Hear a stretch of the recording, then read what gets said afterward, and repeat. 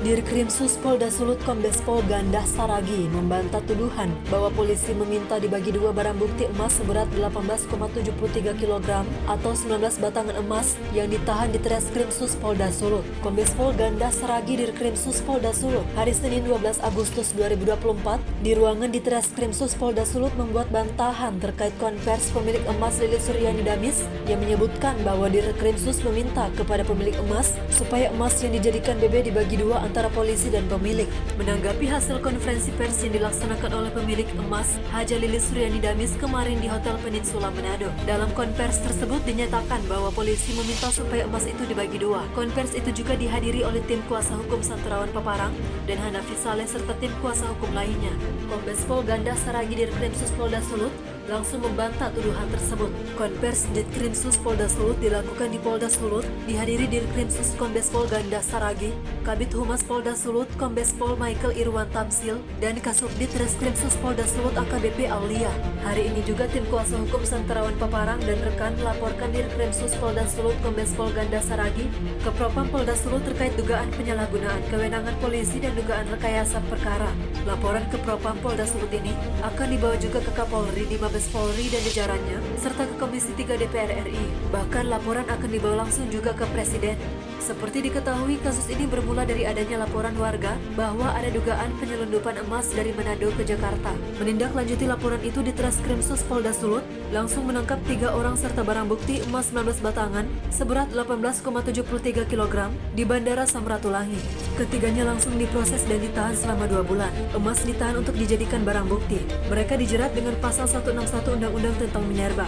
Tim Liputan Manado News Network. Kami berdua Pak Hanafi Paparang Hanafi Partners ada didampingi Sadam, Sami, Mark. Kami mendampingi klien Ibu Haja Lilis Damis, Muhammad Reski Dwi Putra, dan Reksahari Yayat Mamonto. Resmi sudah mengajukan laporan.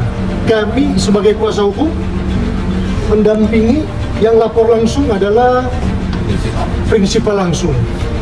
Kami kuasa hukum, jadi di sini sudah resmi diajukan laporan. Terlapornya adalah Kombes Pol Gandhi M. Saragi SIK di Reskrimsus Polda Sulut. Dumas langsung sudah dibuat, kami mendampingi hari ini.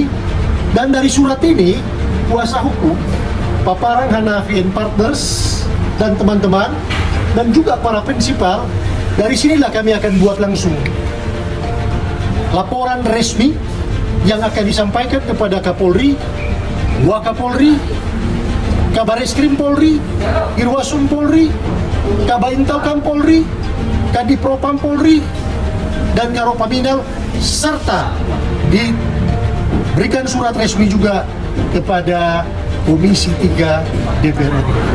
Jadi apa yang sudah disampaikan kemarin, prinsipal kami, klien kami sudah menindaklanjuti hari ini.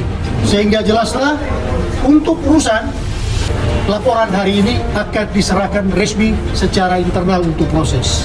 Saya kira sudah sangat jelas. Intinya apa yang disampaikan oleh prinsipal kami atau klien kami kemarin itu melalui tim kuasa hukum pada pagi ini itu sudah kami tindak lanjut.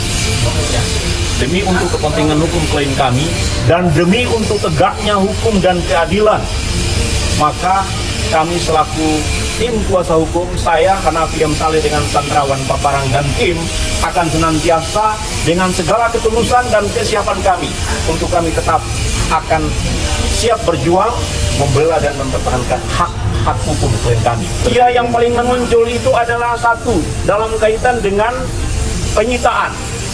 Ya, penyitaan yang dilakukan pada tanggal 7 Agustus 2024 itu objek yang disita adalah sama 19 keping emas yang tadinya sudah ada putusan pra-peradilan Pengadilan Negeri Manado. Dan disita pada tanggal 7 itu faktanya bahwa laporan polisi yang dibuat LP 13 tanggal 6 itu ternyata emasnya itu masih ada di tangan penyidik. Kemarin kami sudah sampaikan bahwa laporan kami juga antara lain diduga kuat rekayasa perkara palsu. Tentunya teman-teman bertanya, di mana rekayasa perkara palsu?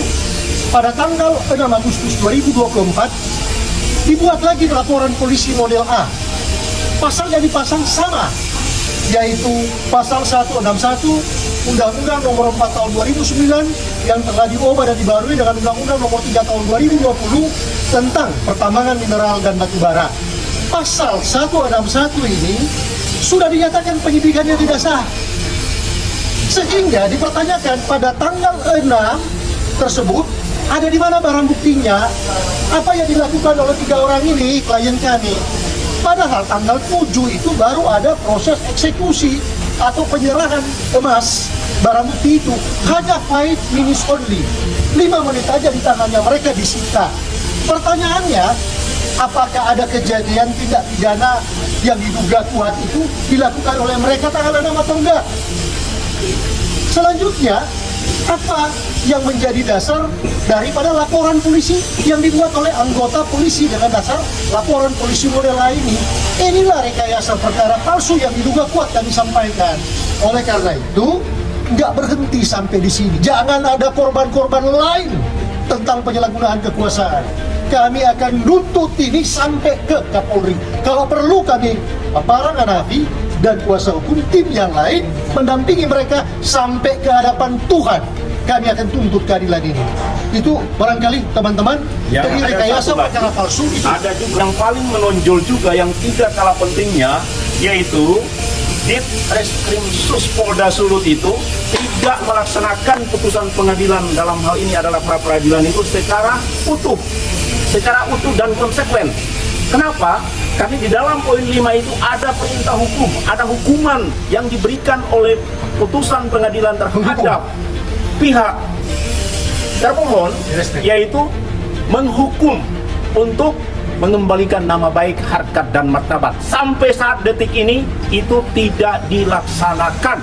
Dan menyangkut dengan amar putusan itu, kami tim penasihat hukum pun akan tetap menindaklanjuti sebagaimana yang sudah kami sampaikan kemarin secara perdata nanti. Muhammad Rizky dan Reksahari Yayan Mamonto. Yang terlapornya di sini adalah Kombes Pol Ganda M. Saragi, Jabatan Direktur Reserse Kriminal Khusus Polda Sulut. Jadi ini resmi ya. Yang lapor bukan kuasa hukum. Yang lapor adalah klien kami langsung. Kami mendampingi berdasarkan surat kuasa yang ada. Ini kalau minta emas bagi dua, saya pun bingung ini. Ini kasusnya kan berjalan ya. Bahkan setelah pra peradilan, kita kan melaksanakan apa yang menjadi putusan pra peradilan. Kita kembalikan, kita hentikan. Tetapi kan penyidik berkeyakinan bahwasanya apa yang diperbuat oleh tersangka ini, ya, kami meyakini bahwasanya ada pidananya, sehingga kami mengulangi kembali. Silakan nanti rekan-rekan mengawasi ini ya, semua bisa mengawasi apakah kami ada meminta emasnya atau minta bagian dari kejahatan ini. Ya, jadi jangan malah diputar-balikan. Ini kasus ini tetap berjalan, semua bisa mengawasi. Rekan-rekan wartawan silakan mengawasi, bahkan bila perlu dari Komisi Yudisial pun boleh mengawasi. Ya, bahwasanya apa yang kita lakukan ini, bahwasanya kita meyakini ada pidana di dalamnya. Jadi bukan untuk mencederai hati dari Bu Lilis dan kawan-kawan, atau tidak, karena kami meyakini bahwa ada pidananya. Silakan nanti diawasi. Jadi kalau untuk terkait minta dibagi dua, rekan-rekan yang di sini kan menyaksikan ketika barang bukti itu kami kembalikan sesuai dengan jumlah yang disita dan kami sita kembali. Ya, silakan rekan-rekan mengawasi apakah ini nantinya berjalan dengan baik atau tidak. Ya, ini kami juga mohon doa dari rekan-rekan. Pak Dir, mungkin terekspos apa yang disebutkan di dalam rekaman itu, dari pihak Pak Dir atau direktorat akan menuntut balik kalau mungkin ada bukti, tidak ada bukti-bukti. Ya, makanya tadi dari pihak Sinengka sudah konfirmasi saya juga.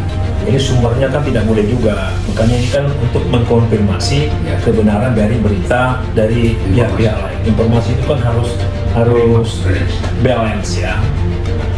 Kalau seandainya saya minta bagi dua, atau siapapun katanya pejabat utama yang meminta itu dibagi dua, barang bukti ini sudah tidak ada lagi. Ya. Nah, pada waktu dikembalikan kan sesuai. Mungkin dari rekan-rekan yang di depan saya pun hadir pada waktu itu. diserahkan sesuai dengan jumlah, tidak berkurang 1 gram pun. Ya, nah, itu konfirmasi dari kami agar kasus ini silakan dikawal dengan baik. Itu kan menurut dari rekan penasihat hukumnya. Nanti kita lihat saja di pengadilan apakah penyidikan yang kami lakukan nanti setelah P21 dan akan disidangkan, nanti kita lihat ya. Dan kami pun kan baru meyakini masalah itu nanti bersalah, yakin bersalah atau tidak nanti di depan pengadilan. Ya, kira begitu ya. Ya, jadi begini ya, kalau ada permintaan itu dibuktikan saja, ya. Nah, jangan tidak dibuktikan, jangan cuma bicara. Nah, itu yang saya sampaikan tadi. Barangnya kan ketika dikembalikan utuh kan, apakah ada itu berkurang 1 miligram kah? Tidak ada. Kalau memang saya mengatakan itu, mana buktinya? Ya. Begitu loh, jangan jadi fitnah. Ya, biarkan saja ini berjalan dengan baik. Kalau memang saya terima itu kan sudah tidak berjalan ini kasus ini. Ya, tetapi polisi tidak mau mencederai penyidikan yang dilakukan. Nanti bertahap. Jadi kita mengikuti apa yang disampaikan ketika pra peradilan, kita ikuti bagaimana yang sebenarnya, kita ulang kembali penyidikan yang baru. Mungkin nanti kita akan memeriksa yang bersangkutan sebagai saksi. Tapi jangan lupa bahwasannya perbuatan itu menurut kami ada, pidana itu ada, sehingga rekan-rekan diharapkan bisa bersabar ya menunggu proses ini lebih lanjut, karena ini baru berproses dari awal kembali. Jadi bukan hanya Propam saja yang bisa mengawasi kami, itu pengawas internal, rekan-rekan semua juga bisa mengawasi. Komisi yudisial pun bisa mengawasi, semua bisa mengawasi. Kalau ada hal yang kurang pas, nah, yang kami lakukan itu hak penasihat hukum untuk menyampaikan ke Propam, melaporkan, yang kami siap untuk menghadapi. Ya, selama ini yang kami rasakan, yang kami lakukan masih batas kewajaran ya. Dan apa menjadi putusan peradilan kita kan sudah laksanakan ya. Pasti diperiksa, si SW-nya akan kita periksa ya. Bukan hanya SW saja, yang lain-lain juga ya. Yang terkait dengan masalah ini akan kita periksa juga. Dan ini bukan berjalan baru saat ini saja, ini sudah berlangsung selama 4 tahun lebih. Hari saya ditangkap tanggal 23 April tahun 2024. Saya ditangkap di parkiran Bandara Samratulangi, lalu saya dibawa ke Polda, ke ruangan penyidik Tipiter Timsus Polda Sulut untuk dimintai BAP. Setelah itu tiba-tiba datang seorang penyidik memberitahu kepada saya bahwa saya dipanggil Pak Dir ke ruangannya dengan membawa barang bukti. Sesampainya di ruangan Pak Dir, sudah ada Pak Kasubdit Aulia Jabar dan Pak Dir Ganda Saragi yang menunggu saya di ruangan tersebut, dan saya diminta di ruangan tersebut untuk mengeluarkan, membuka dan memperlihatkan barang bukti 19 batang emas tersebut di atas meja Pak Dir. Dan tiba-tiba Pak Dir memberitahu kepada saya untuk sesuatu yang membuat saya begitu shock. Kalau mau cepat selesai urusan ini dan kamu bisa cepat pulang, sebaiknya kita bagi 2 saja ini barang 19 batang emas ini.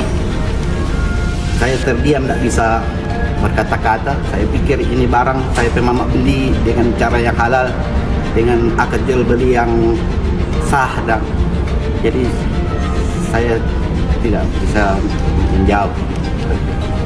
Lalu saya keluar dan memberitahu ke teman saya, rekan kerja saya Echa, apa yang Pak Dir sampaikan ke saya itu, dan saya sampaikan juga ke ibu saya. Terima kasih, sekian.